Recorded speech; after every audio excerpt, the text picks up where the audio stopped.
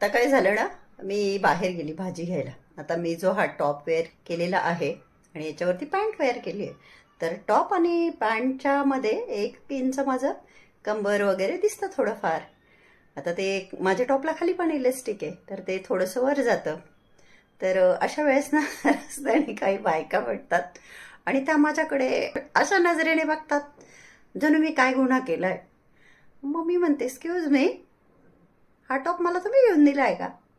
म्हणजे मी त्यांना नाही म्हणत, डायरेक्ट मनातच्या मनात म्हणते. आणि असं माझ्यावर खूपदा घडतं. तुम्हाला काय वाटतं?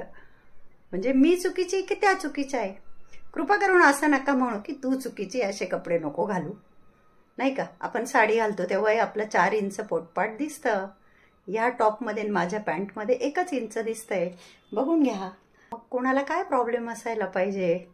माझी मर्जी, माझं शरीर, कसे कपडे घालायचे मी ठरवणार. तुम्ही कोण? बरोबर ना?